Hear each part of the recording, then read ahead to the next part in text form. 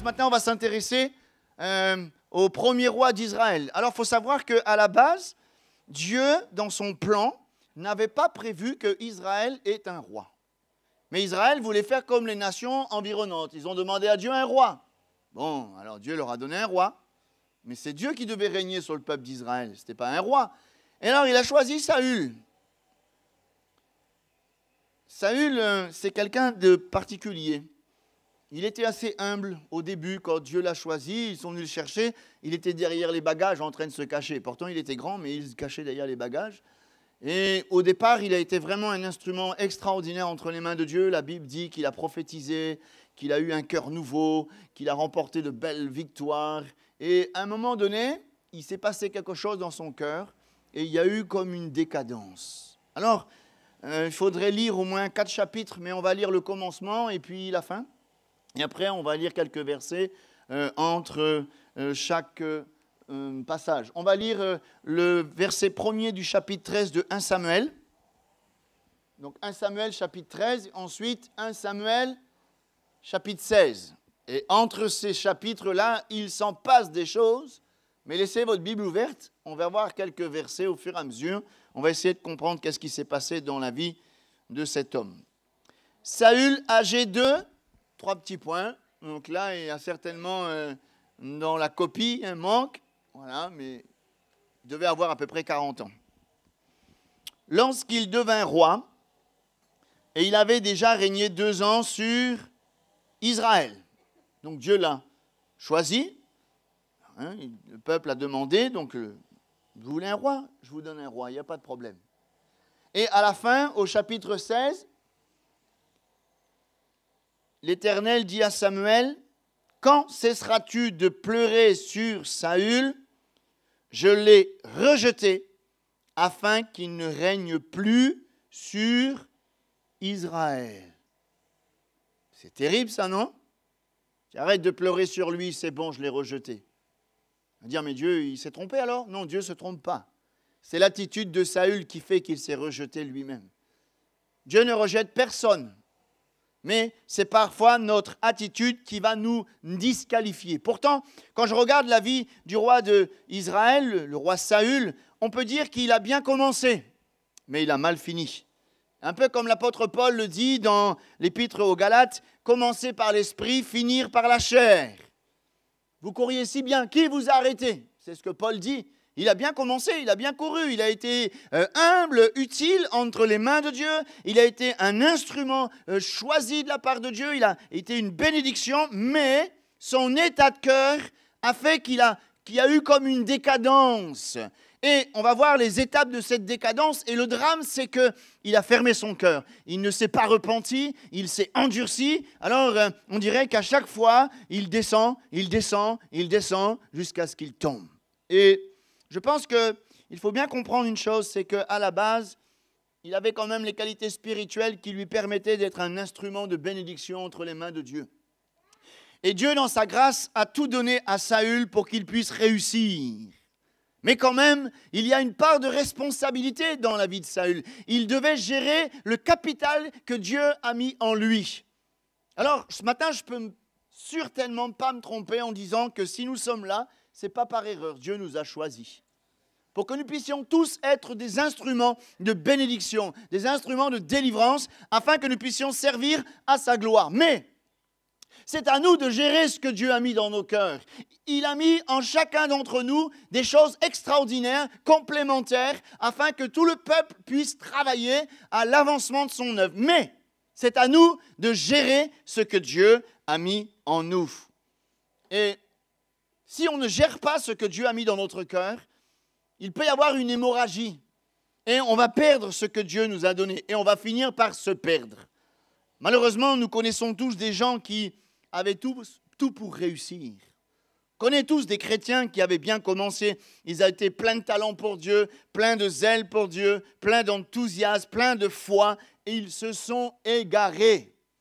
Et peut-être même que certains se sont perdus. Mais c'est quand même important de dire cela. C'est qu'il n'y a pas de chute subite, ça n'existe pas. Quelqu'un qui tombe subitement, ça n'existe pas. Il y a forcément une décadence. Et tous ceux, malheureusement, qui ont connu le Seigneur et qui ont marché pour un temps, eh bien, ne sont pas tombés subitement. Il y avait là comme une décadence.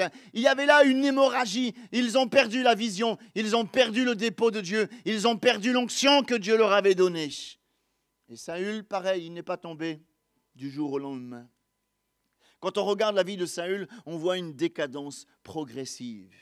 Et je crois que si il aurait eu l'humilité de se repentir, Dieu l'aurait rétabli. Mais le drame, c'est qu'il est tombé dans un piège de confiance en soi, une autosuffisance. Il pensait gérer les choses. Il n'a plus suivi le conseil de Dieu, il suivait son cœur. Une succession de mauvaises décisions, une succession de mauvaises réactions l'ont conduit à la ruine. Je crois que là, on touche quelque chose de très intéressant. Il n'y a pas de chute subite. Et parfois, il y a comme une hémorragie. Il y a quelque chose qui ne va pas dans notre vie chrétienne, mais on fait l'aveugle.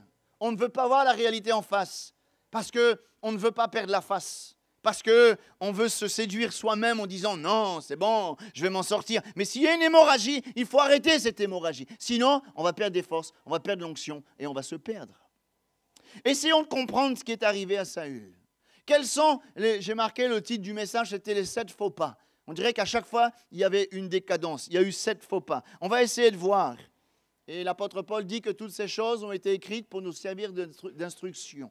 On va tirer des leçons sur la chute de Saül, afin que nous ne puissions pas tomber dans ce piège. Premièrement, il y a eu l'impatience.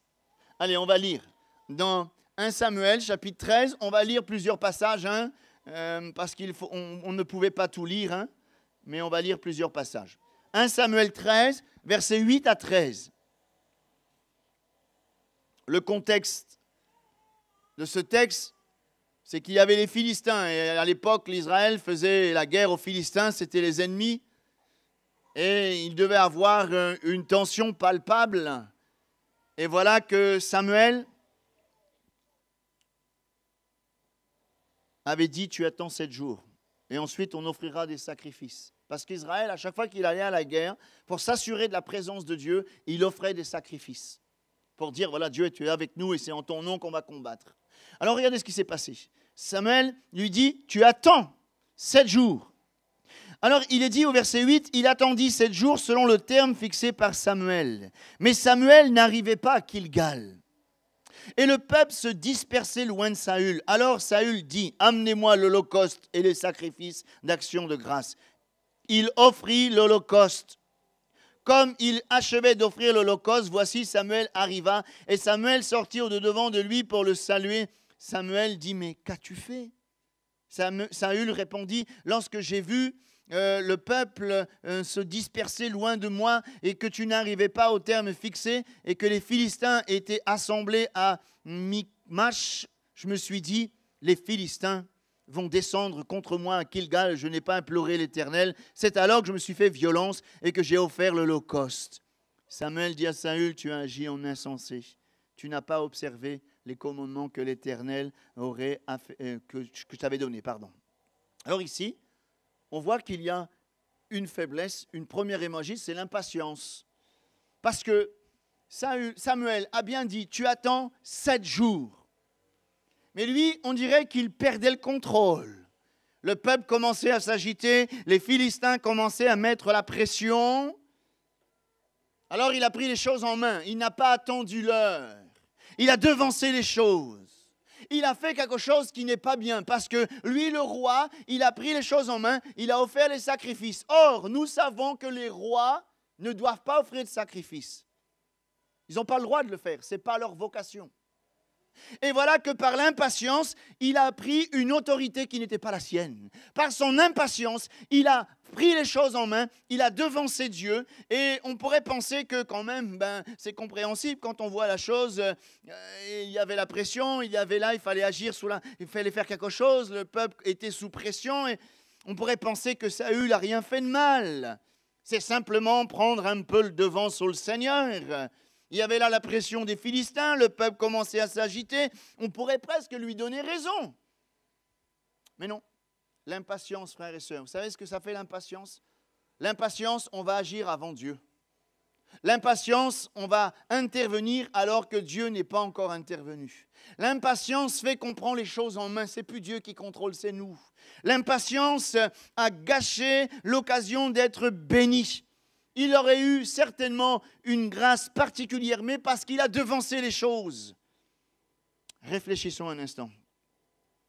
Combien nous avons besoin d'être patients dans l'épreuve, devant certaines situations. Attendre l'heure de Dieu. Savoir attendre le temps de Dieu. Savoir attendre l'approbation de Dieu avant d'agir. Et face à nos problèmes, face à nos décisions, face à nos engagements, il est bon d'être patient parce que la Bible dit que celui qui agit avec précipitation n'arrive qu'à disette. Et parfois, nous sommes tellement sous pression, nous sommes comme acculés par l'adversaire, on dirait qu'il faut agir vite, mais n'agissons jamais avec précipitation. Parce que quand on agit avec précipitation, c'est plus le Seigneur qui est au contrôle, c'est nous qui sommes au contrôle. Mais vous êtes d'accord avec moi que Dieu fait toutes choses belles? Nous, on n'est pas toujours au contrôle, on ne sait pas faire les choses bien. Le Seigneur, il fait toutes choses bien. Alléluia.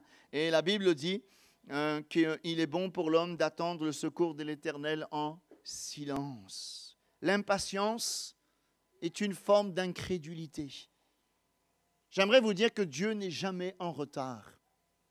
Un grand amen à ça, s'il vous plaît. Des fois, on dit, mais Dieu, t'es où là? Qu'est-ce que tu fais? Tu m'as oublié, alors puisque tu m'as oublié, moi je vais faire. Puisque toi, tu ne fais pas, moi je vais faire. Mais Dieu, lui, fait toutes choses belles en son temps. À chaque fois qu'on est impatient, on va faire des bêtises. À chaque fois qu'on est impatient, on va désobéir à la parole de Dieu. À chaque fois qu'on est impatient, on prend les choses en main, on va à l'échec. Dieu, lui, il a son temps, il gère, il contrôle. Ce n'est pas le Dieu de l'improvisation, il a tout planifié dans son cœur. Et le plan de Dieu s'accomplira en son temps. Ne soyons pas impatients. Je crois que ça a été une des premières failles dans la vie de Saül, l'impatience. Le premier pas vers la chute, c'est l'impatience. Mais l'impatience a engendré quelque chose, la désobéissance. Allons dans le chapitre 15, au verset 3. Deuxième pas vers la chute de Saül, c'est la désobéissance. Quand on est impatient, on désobéit. On dirait que c'est une réaction en chaîne. Au chapitre 15, au verset 3, il est dit « Va maintenant, frappe Amélec et dévoue par interdit tout ce qui lui appartient. Tu ne l'épargneras point, tu feras mourir hommes, femmes, enfants, et nourrissons, bœufs, brebis, chameaux et ânes. » Qu'est-ce que ça veut dire dévouer par interdit? Ça veut dire que le trésor de l'ennemi est pas aux hommes, est à Dieu. Tout ce que le peuple d'Israël devait prendre à l'ennemi, c'était consacré au trésor de Dieu. C'était dévoué par interdit. Personne ne pouvait le prendre. Et tout devait revenir à Dieu. Mais Saül, qu'est-ce qu'il a fait? Saül, il a fait quelque chose de terrible. Il a à moitié obéi. Ça existe, ça? Une demi-vérité est déjà un mensonge, non? Est-ce qu'on peut obéir à moitié? Et Saül, lui, il a dit, mais oui, mais moi aussi, j'ai dévoué par interdit. Mais il a gardé une partie pour lui. C'est une désobéissance. Saül avait obéi, mais à moitié. Et même obéir à moitié, Dieu appelle ça de la désobéissance. Et on dirait que Saül, il a adopté la parole de Dieu à sa pensée. Ça, c'est un piège. De rabaisser le niveau de l'évangile à notre pensée. C'est à nous d'élever le niveau. Ce n'est pas à Dieu de s'abaisser. Et parfois, Dieu nous demande l'obéissance. Est-ce que Dieu nous demande des choses difficiles, frères et sœurs? Jamais. Jamais Dieu va nous donner quelque chose à faire qui est au-delà de notre portée. S'il nous demande de faire quelque chose, il nous donne aussi la capacité de le faire. Mais nous, parfois, nous arrondissons les angles et nous rabaissons le niveau de l'évangile. Alors, on a un simulacre d'obéissance. On pourrait dire, mais l'essentiel, c'est d'avoir essayé. Et peut-être que, on n'a pas tout obéi, mais en partie. Non, si tu n'obéis pas à la parole de Dieu, tu le désobéis. Même une demi-obéissance, c'est de la désobéissance. Et nous voulons parfois, devant certaines situations, arrondir les angles. Regardez le verset 22, toujours du chapitre 15. Qu'est-ce qu'il est dit? « L'Éternel trouvera plaisir dans tes holocaustes et les sacrifices comme dans l'obéissance de la voix de l'Éternel. Voici, l'obéissance vaut mieux que tous les sacrifices. L'obéissance vaut mieux que tous les sacrifices. Alors nous, peut-être qu'on fait un raccourci très vite. Sacrifice, on pense cabri, poule, canard. Hein? Non, pas forcément.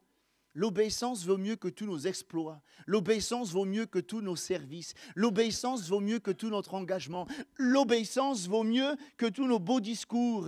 On peut avoir plein de choses. On peut avoir plein de charisme, plein de zèle, plein d'enthousiasme. On peut être zélé, hyperactif pour Dieu. Mais ce que Dieu veut, c'est l'obéissance. Parce que l'obéissance vaut mieux que tous les sacrifices. J'ai vu ce principe qu'à chaque fois il y a l'obéissance, Dieu donne son approbation. À chaque fois qu'on va obéir à la parole de Dieu, Dieu est avec nous, il va aplanir nos sentiers. À chaque fois qu'on obéit, j'ai remarqué à chaque fois qu'Israël avait des combats, des luttes, ça soit devant Jéricho, devant Haï, devant les villes, il fallait se soumettre, il fallait obéir, même si ce que Dieu nous demandait nous paraissait peut-être un peu bizarre, loin de notre pensée. Mais si tu obéis à la parole de Dieu, Dieu s'engage à te bénir.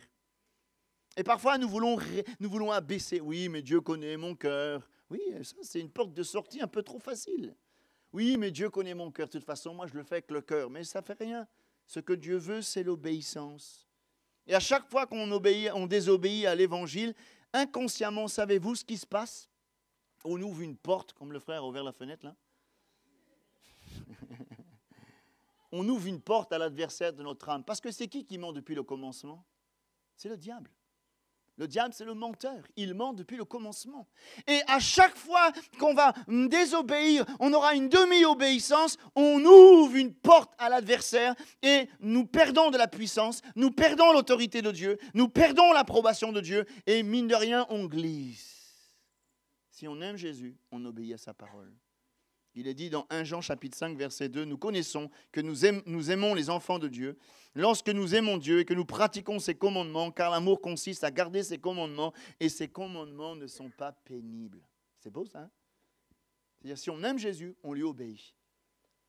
On ne rabaisse pas le niveau de l'évangile, frères et sœurs. Il y a un danger, hein? C'est qu'on va diluer l'évangile. On va faire un évangile à l'eau de rose. On va amener l'évangile au niveau de notre cœur. Non, c'est notre cœur qui doit s'élever au niveau de l'évangile. Ne rabaissons jamais le niveau de l'Évangile. Ne rabaissons jamais la volonté de Dieu. Il faut que nous, on s'élève vers le Seigneur, qu'on obéisse de tout notre cœur. On obéisse simplement, comme une soumission. Mais à chaque désobéissance, c'est de la insoumission. Et ça amène la confusion et qui va amener la chute. Saül a désobéi. Pourtant, il a obéi à moitié, hein? Quand même. On ne va pas le charger trop, le pauvre petit Saül. Quand même, frère. Mais il a désobéi. Un chat. L'obéissance, l'obéissance. La désobéissance, la désobéissance. On va plus loin et il s'enfonce. Hein. On y va, hein. On coule avec lui, là. Mais j'espère qu'on va pas tomber jusqu'à la fin. Il faut se relever. C'est pour ça qu'on prêche ça ce matin. Alors, chapitre 15, verset 15. Ce qui a contribué à la chute de Saül, c'est qu'il avait un cœur qui n'était plus entier. Verset 15. Vous avez votre Bible ouverte toujours, hein, Samuel 15? Ils les ont amenés de chez les Amélicites parce que le peuple a épargné les meilleures brebis et les meilleurs bœufs afin de les sacrifier à l'Éternel ton Dieu. Et le reste, nous l'avons dévoué par interdit. Oh là là, ça c'est grave.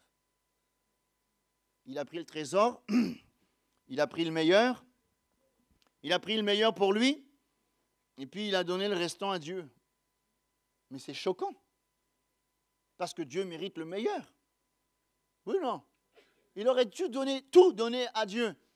Et il aurait tout voulu dévouer par interdit. Il aurait dû donner le meilleur. Et voilà l'image d'un cœur partagé. Il a gardé le meilleur pour lui. Et il a donné le restant à Dieu. Et comment tu peux appeler Seigneur si tu lui donnes le restant? Si on dit Seigneur, c'est le maître.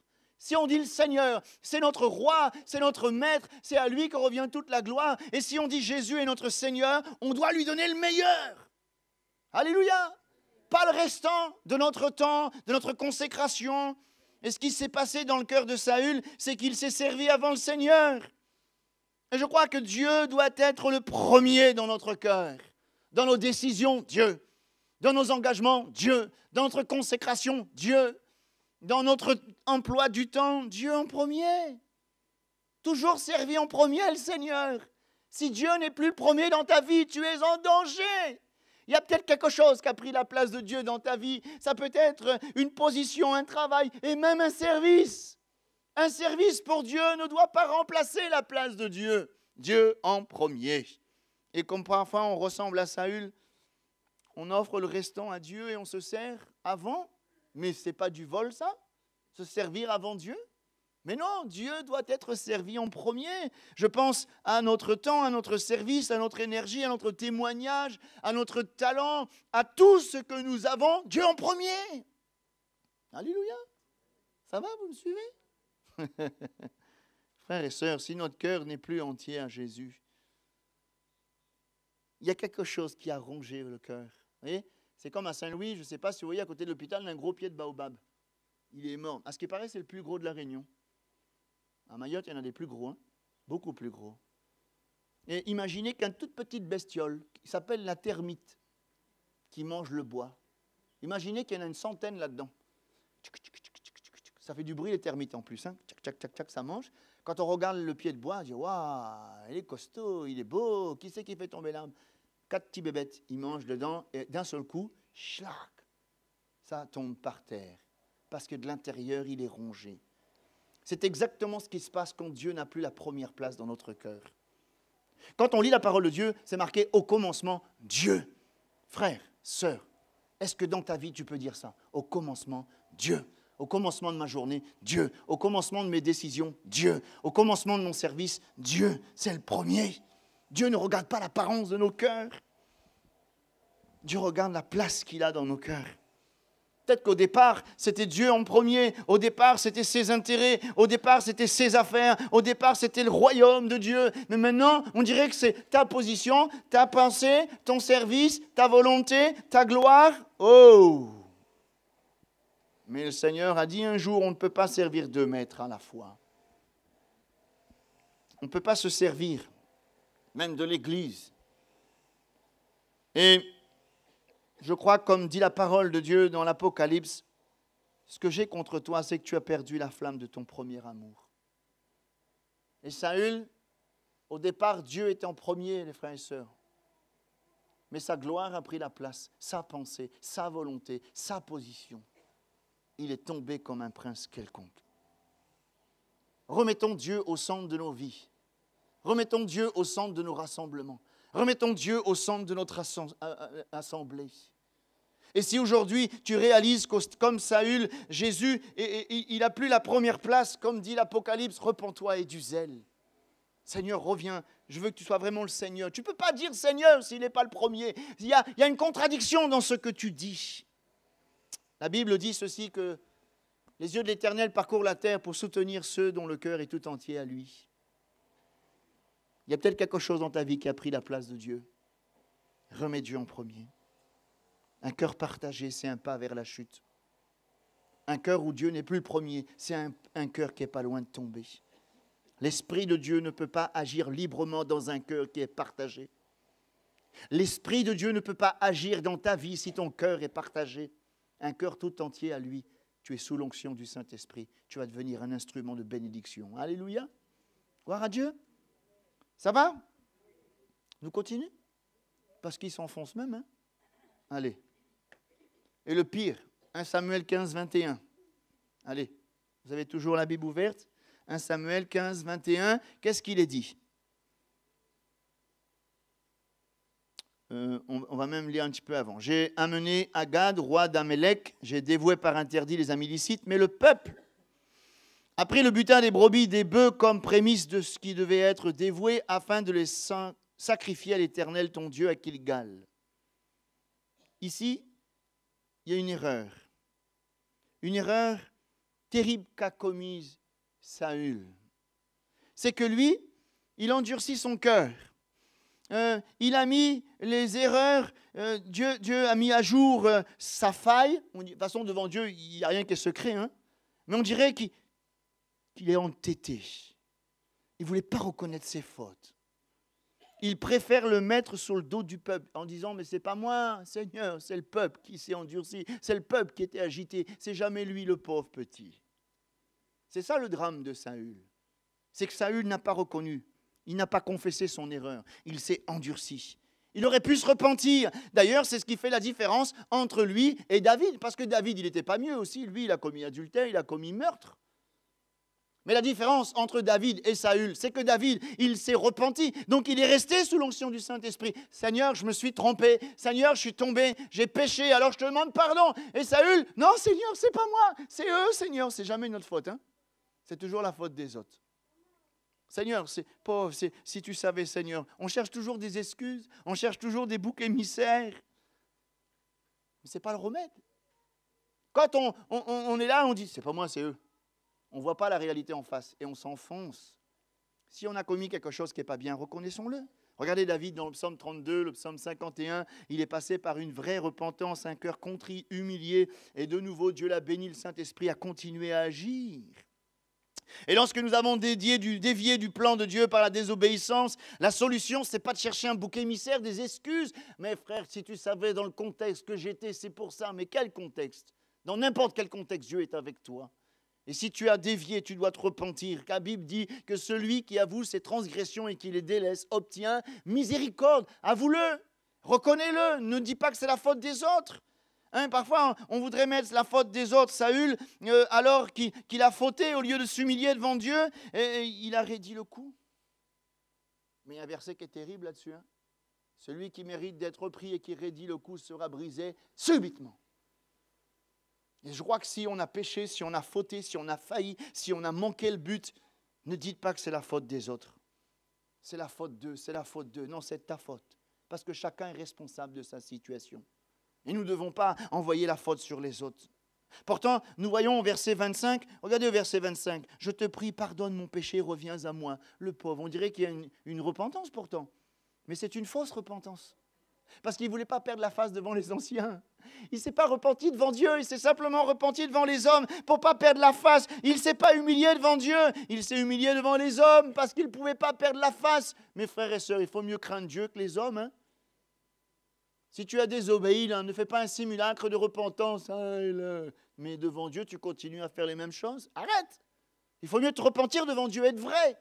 Ne pas chercher à sauver sa face. Saül, il s'est repenti juste pour ne pas perdre la face devant les anciens. Oh, il savait que ça sentait le roussi pour lui. Alors, il ne voulait pas perdre la face devant les anciens. Il a eu un simulacre. Oh, peut-être, Seigneur, pardonne-moi. Ah, Samuel, pardon. Et pourquoi tu n'as pas demandé pardon à Dieu? C'était un simulacre. Et ça, c'est le quatrième pas de la chute de Saül. Il s'est endurci. On continue. Et il s'enfonce même. Hein? Le pauvre, il est orgueilleux. J'aime bien cette photo. C'est un Mimi, tout petit Mimi, on dirait Garfield. Hein? Et quand il se regarde dans la glace, c'est un lion. Enfin, quand il voit ce qu'il n'est pas. C'est ça l'orgueil. Le texte que nous dit au verset 12, regardez le verset 12, toujours dans 1 Samuel 15. Il se leva de bon matin pour aller au-delà de Saül et vint lui dire, Saül est allé à Carmel et voici, il s'est érigé un monument. Puis, il s'en est retourné en passant plus loin et il est descendu à Kilgal. Il s'est érigé un monument. Il y a le verset 17. L'homme de Dieu, lui, il est toujours sous l'onction du Saint-Esprit, donc il révèle les choses cachées. Lorsque tu étais petit à tes yeux, n'es-tu pas devenu le chef des tribus d'Israël? Et l'Éternel ne t'a-t-il pas oint pour que tu sois roi sur Israël? L'Éternel t'avait fait partir en disant, va et dévoue par interdit ces pécheurs, les Amélécites, et tu leur feras la guerre, etc., etc. Et plus loin, au verset 19, on voit qu'il est dit, mais n'as-tu pas écouté la voix de l'Éternel? Il s'est érigé un monument. C'est quoi ça? Ça sent l'orgueil. L'orgueil précède la chute. L'humilité précède la gloire. Ça y est, parce qu'il avait commencé à être utilisé par Dieu, alors qu'il était un simple bagagiste, il était derrière les bagages, Dieu l'a saisi, il s'est servi de lui, et d'un seul coup, il a eu la grosse tête. Hein? Il s'est érigé un monument. On dirait qu'il est là, il se glorifiait. Et au départ, Saül se sentait faible face à ses responsabilités, ses défis. Il se cachait en Dieu. Et d'un seul coup, le géant qui était en lui, le moi, il s'est levé. Sans moi, vous ne pouvez rien faire. Ça me fait penser à un texte que vous allez méditer. Daniel 4, le roi Nebuchadnezzar. C'est terrible, hein? On dirait que j'aime bien quand j'ai la parole de Dieu, je me fais un film dans ma tête. Le roi Nebuchadnezzar. Sur Babylone, n'est-ce pas là, Babylone, la grande, que j'ai construite avec ma force et ma magnificence. Il se tapait sur la poitrine, le brave. Hein. Sans moi, vous ne pouvez rien faire. Disons, il a pris la place de Jésus. Dieu l'a résisté, il est devenu comme un animal. Les plumes la poussent sur lui, les ongles t'aimants zèbres ôtés. Seigneur l'a humilié, il dit même, hein. Voilà. Et quand il a donné gloire à Dieu, Dieu l'a rétabli. Vous voyez, vous savez, l'orgueil, c'est un géant qui dort en nous. Il ne faut pas grand-chose pour vraiment qu'il se réveille. La Bible dit l'arrogance précède la ruine, l'orgueil précède la chute. Et je crois que Dieu résiste aux orgueilleux, il fait grâce aux humbles. Et lui, là, Saül, il s'est enorgueilli. Et quoi, quand on dirait qu'on devient irremplaçable, on devient l'instrument central, on devient irremplaçable. Mais l'œuvre de Dieu se fait avec nous, sans nous. Nous ne sommes que des serviteurs inutiles. Nous sommes des instruments entre les mains de Dieu, mais c'est lui qui fait. C'est Dieu qui bâtit son œuvre. C'est Dieu qui change nos cœurs. C'est Dieu qui nous bénit. C'est Dieu qui nous relève. C'est Dieu qui est fidèle. Je parlais de l'orgueil, mais après l'orgueil, ce n'est pas fini. Il s'enfonce même, Saül. On va aller plus loin, dans le mensonge. Chapitre 15, le verset 20. Regardez. Saül répondit à Samuel, « J'ai bien écouté la voix de l'Éternel. » Si j'étais là, j'aurais dit menteur. Hein? Nous avons là une réaction tout à fait logique. Saül n'étant plus sous l'onction du Saint-Esprit, eh bien pour sauver sa face, il a dû mentir. C'est tellement facile. Face à certaines situations, on trouve que la solution, c'est allez, un petit mensonge. C'est pas grave. Des fois, c'est si facile de donner un petit mensonge pour eh bien, hopé, comme ça on glisse, personne ne connaît rien. Un petit mensonge. C'est pas un gros mensonge, frère, c'est un petit mensonge. Mais que dit la Bible? Un petit mensonge, un gros mensonge, c'est un mensonge. Et les menteurs n'hériteront pas le royaume de Dieu. Vous connaissez ça? Et je crois que nous devons marcher dans la vérité. Celui qui veut suivre Jésus doit marcher dans la vérité. Et au verset 14, le Seigneur va utiliser le prophète pour mettre à jour son mensonge. Et le psaume 101 au verset 7, il est dit « Celui qui se livre à la fraude n'habitera pas dans ma maison. Celui qui dit des mensonges ne subsistera pas en ma présence. » Le mensonge, c'est dire des choses fausses. C'est ça, hein? La palisse n'aurait pas dit mieux, hein? Le mensonge, c'est dire des choses fausses sur les autres, sur soi-même. C'est vivre ce que nous ne sommes pas. Le mensonge, c'est se cacher derrière une apparence. Le mensonge, c'est croire être debout alors qu'on n'est pas debout. Le mensonge, c'est chercher des raccourcis pour nous donner une porte de sortie. C'est terrible, hein? Et Saül, il était dans le mensonge. Dieu est lumière, il n'y a pas en lui de ténèbres. Il n'y a pas de mensonge en Dieu. Dieu est vrai. Alléluia. Et si on veut demeurer dans la présence de Dieu, nous devons marcher dans la vérité, frères et sœurs. Vous vous rendez compte? Juste, on dirait qu'il descend, il descend, il descend. Et j'ai presque fini. C'est terrible, hein? Au chapitre 18, il n'y a plus l'onction du Saint-Esprit dans la vie de Saül. C'est terminé. Au verset 7 du chapitre 18, regardez. Les femmes qui chantaient se répondaient les unes aux autres et disaient « Saül a frappé ses 1000, David ses 10 000. » Saül fut irrité et cela lui déplut. Il descend même dans le mensonge, mais là il est dans la jalousie. Il est rentré dans une compétition avec David. Au lieu de voir David comme, je dirais, un instrument comme lui, à côté de lui, mais il est devenu jaloux des victoires de David. Il voyait David comme un adversaire, mais c'était son frère. Il n'y a pas de compétition au milieu de l'œuvre de Dieu, oui ou non? Est-ce qu'il y a une compétition au milieu de nous pour savoir quel est le plus grand? Les disciples sont venus voir Jésus. « Eh, le Seigneur, c'est qui le plus grand ?» Oh, le Seigneur les a repris. Que l'humilité nous fasse regarder les autres comme plus grands que nous. Le problème de Saül, c'est qu'il ne comprenait pas qu'il n'était plus sous l'onction et que l'œuvre de Dieu devait se faire quand même. Alors Dieu a choisi quelqu'un d'autre. Et la jalousie fait partie des fruits de la chair. Dans Galates 5, 19, il y a le fruit, les œuvres de la chair qui sont évidentes. Et parmi cela, il y a la jalousie. Frères et sœurs, qu'il n'y ait jamais de jalousie au milieu de nous.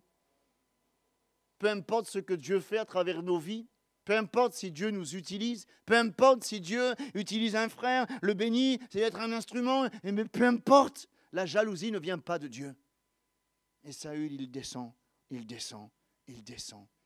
Et le drame dans tout ça, c'est qu'il est devenu insensible. À travers la bouche de Samuel, Dieu a essayé de le rattraper. Saül, c'est pas bien ce que tu fais. Saül, reviens de tout ton cœur. Saül, tu vas tomber. Saül, ton péché, regarde, tu as menti, Saül. Mais non, Saül, il est devenu insensible à la voix de Dieu.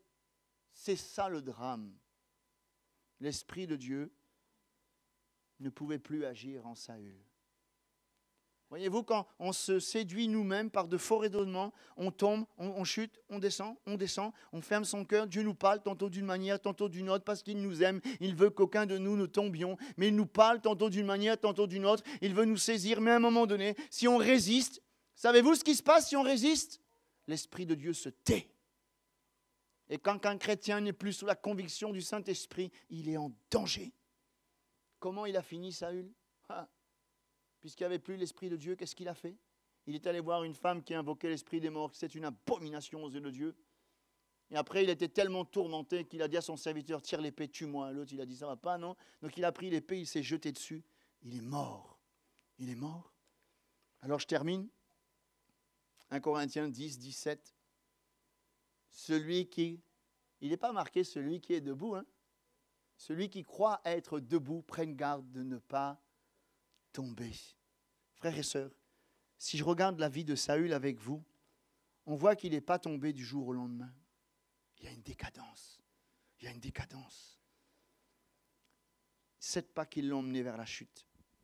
Saül aurait dû, à maintes reprises, revenir à Dieu.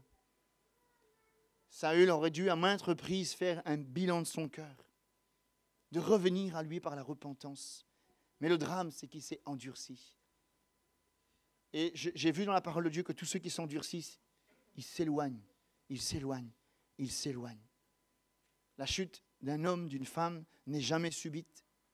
Il y a là des séquelles qui sont là pour leur montrer qu'ils ont perdu la communion. Il y a comme un enchaînement. Et ce matin, je pense qu'il n'y a rien qui est en vain. Et je ne suis pas là pour juger personne, loin de là, que Dieu me garde de faire une telle chose, mais peut-être que c'est la trompette de Dieu qui avertit pour quelqu'un ce matin. Tu dois revenir à Dieu. Peut-être qu'il y a des séquelles. Tu n'as peut-être pas tout. J'espère que personne n'a tous les séquelles. Mais il y a peut-être des choses là qui tu t'es reconnu dans la vie de Saül. Et le Seigneur est en train de sonner la sirène d'alarme. Hé, tu es une pente glissante. Hé, ressaisis-toi. Hé, repens-toi et du zèle. Reviens. Remets Dieu au centre de ta vie.